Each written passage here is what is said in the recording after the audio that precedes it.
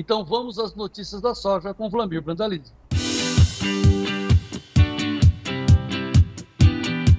Notícias da soja com Vlamir Brandalize. Apoio Copavel, um show de cooperativa.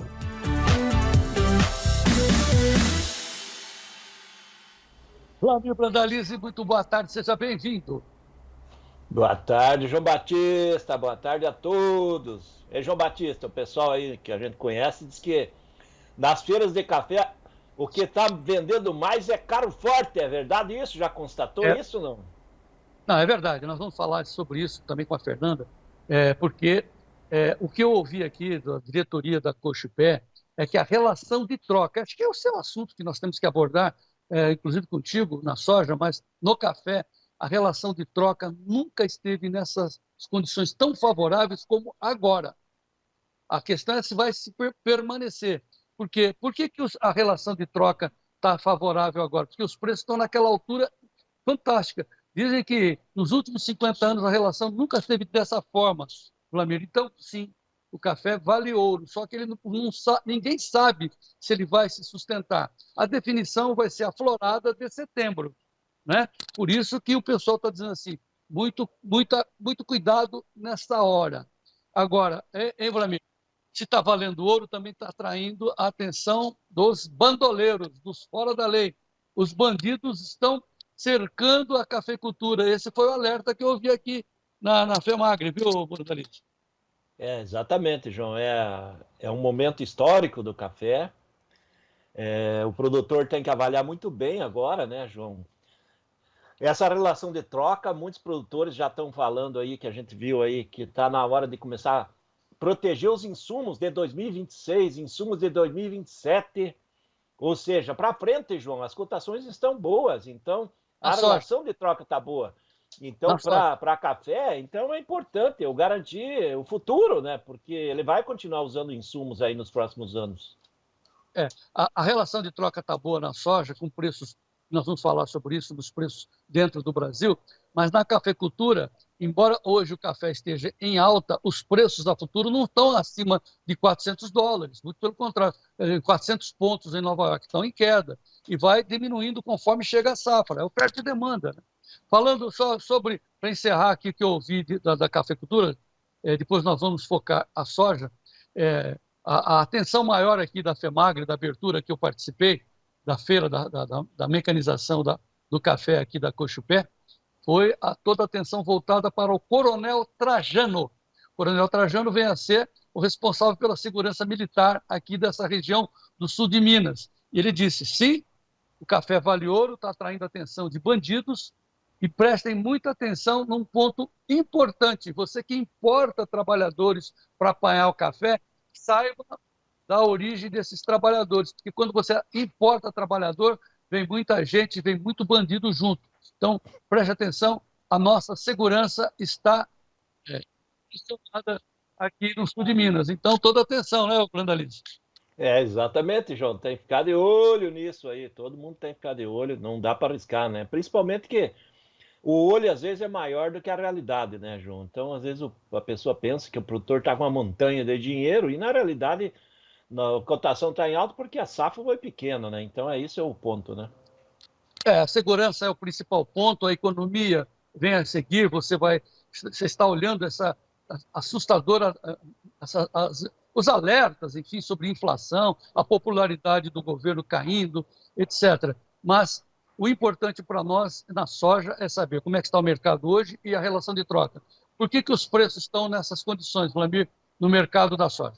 Olha, João, hoje é mercado de super quarta, né? A super quarta americana, com relação a juros lá do Federal Reserve, juros no Brasil, né? Os dois maiores, os dois líderes mundiais aí da soja, com possibilidade de aumento de juros aqui no Brasil e também a questão dos juros americanos que devem flutuar hoje lá nos Estados Unidos. Então, está trazendo uma defensiva, né? Hoje o mercado técnico está conseguindo suportar os $10, está muito perto dos $10, andou melhor aí nos dias anteriores, hoje com média de 5 pontos de queda agora nesse momento.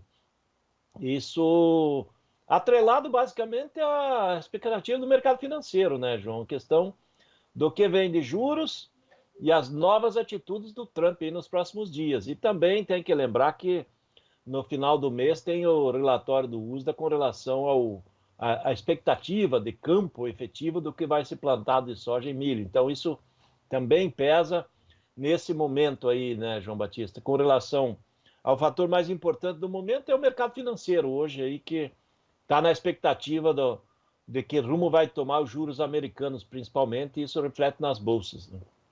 É claro, todos vão esperar, então, essas informações do mercado financeiro, mas eu preciso ouvir do Wlamir Brandalize, com toda a sua experiência. Nesse momento, qual é o cenário que você vê à frente? O que você tem a dizer para os produtores, Branda? Olha, João, o mercado de curto prazo ele está cada dia, parece que um pouquinho mais frágil, porque ainda tem muita soja para negociar, a safra está sendo colhida. Hoje também teve um fator aí que está pesando negativamente lá em Chicago, que é a estimativa da Biov, mostrando aí uma leve queda na sua projeção de safra, mas ela veio com a safra acima de 170 milhões de toneladas, enquanto o USDA mostrou 169. Então isso também foi levemente negativo para Chicago, mesmo que houve uma redução da estimativa da Biov, mas a nova estimativa é maior do que a safra apontada pelo USDA. E isso trouxe leve pressão também negativa lá. Mas aqui no Brasil, a tendência agora, chegando ao final de março e começo de abril, é possível que nós vamos ter mais pressão de venda. O produtor precisa de dinheiro agora em abril para pagar a conta, João. Isso pode ter mais aumento de oferta. O produtor fica atento, porque o mercado de prêmio, aparentemente, ele já chegou muito perto, dentro do topo dele, do teto, né? E ele está começando a patinar novamente. E se o produtor vier para o mercado para fazer caixa, ele pode até forçar uma queda aí nos próximos dias, João. Isso é possível. Bom, daqui a pouco eu vou falar com o Vitor Caso, da Venda na Hora Certa, para refletir isso dentro do mercado brasileiro. Então, vamos agora focar nos preços do mercado interno, preços de porto. O que você tem a informar? Podem antecipar os prêmios, Wlamir? Olha, prêmio tá, só para dar uma ideia, o prêmio mais baixo hoje é 75 do comprador, positivo, aí no abril, no junho, daí já passa 80 do comprador no maio, 85 no julho e agosto, tudo comprador, e o vendedor quer 20, 15, 20 acima nesses prêmios, que também já foi lá para o clube, o pessoal do clube já está lá vendo esses prêmios. Com relação a Porto, hoje o mercado em geral, ele está com R$1,50 abaixo de ontem, então é sinal que deu uma patinada no Porto, né? Ontem chegou a pagar 142 no agosto, 144 no setembro. Hoje ele está falando aí na faixa dos 140 no agosto e 142 no setembro, que é a posição mais valorizada. O curto prazo no abril é 134, 135, no máximo 136. As posições dos portos na posição abril. Então veja, abril 136 e o agosto 142, ou 142, 141.